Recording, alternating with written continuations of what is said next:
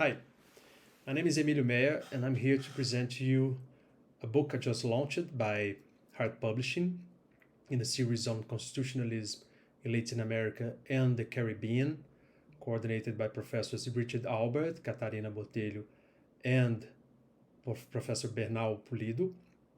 The book is entitled Constitutional Erosion in Brazil and encompasses the process of deterioration of constitutional democracy in this country.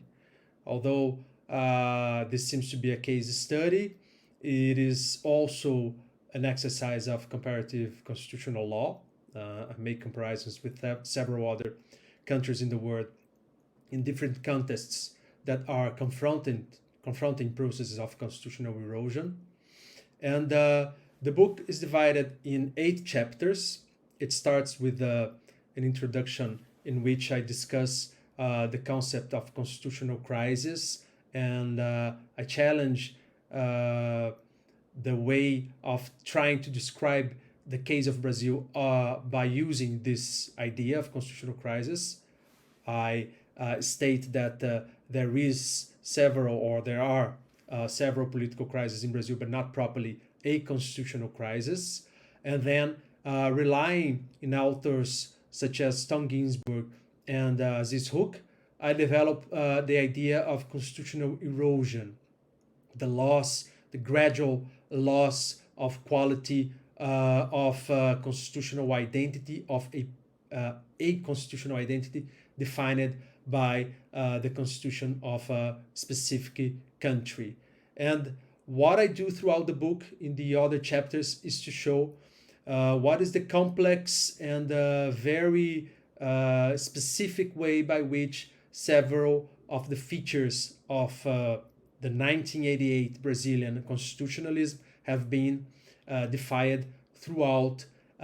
Specifically, I dedicate myself to the process that takes place from 2014 on, but also I discuss how right after the 1988 Constitution was adopted, several challenges were made to this Constitution and to the constitutionalism that it created.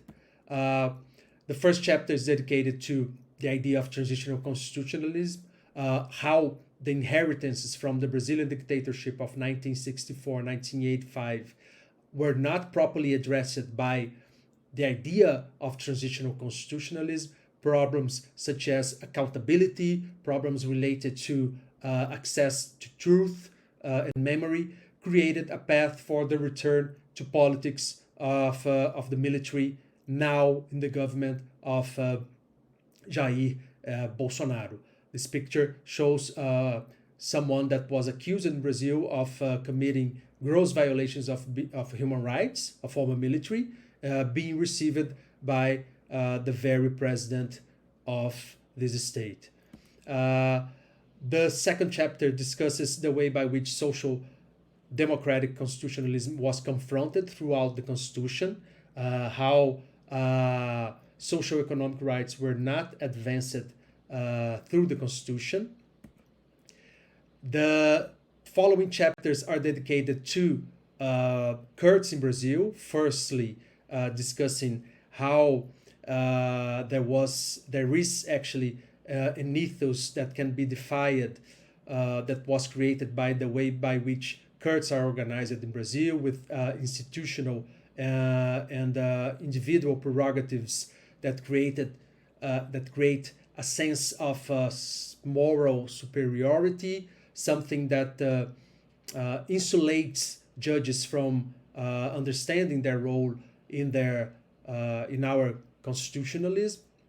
Then I discuss the way by which courts adopted decisions that created a very unstable scenario in Brazil, how they engaged with mega politics, creating situations of instability. The 2 other chapters discuss the role of the military.